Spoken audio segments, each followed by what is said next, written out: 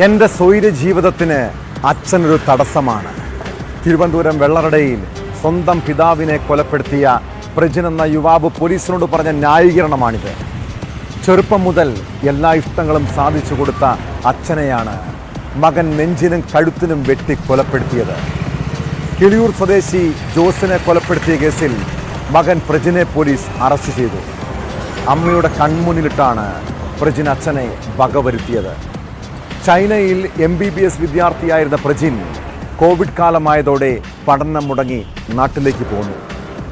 അന്നു മുതൽ തുടങ്ങിയ പ്രശ്നങ്ങളാണ് അരുൺ കൊലയ്ക്ക് കാരണം.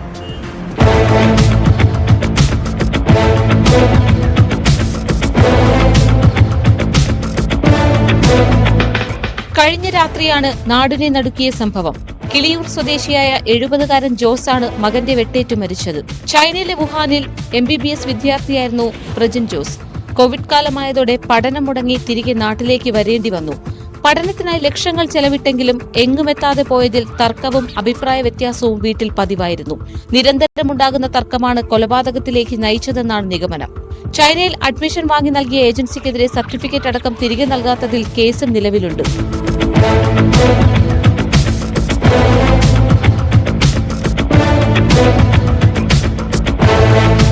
സംഭവസമയം ജോസും പ്രജിനും അമ്മ സുഷമാകുമാരിയും മാത്രമായിരുന്നു വീട്ടിലുണ്ടായിരുന്നത്.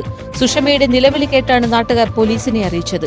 കൊലപാതകത്തിന് ശേഷം പോലീസ് എത്തുമ്പോൾ നെഞ്ചിലും കഴുത്തിലും വെട്ടേറ്റ് ഗുരുതരാവസ്ഥയിൽ കിടക്കുന്ന ജോസിനെയും സമീപത്ത് ബോധരഹിതയായി കിടക്കുന്ന സുഷമയെയുമാണ് കണ്ടത്. കൊലപാതകത്തിന് ശേഷം വെള്ളറട സ്റ്റേഷനിലെത്തി പ്രജിൻ കീഴടങ്ങുകയായിരുന്നു.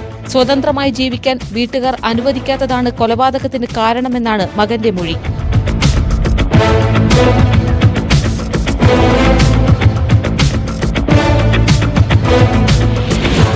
ന്യൂസ് 18 തിരുവനന്തപുരം.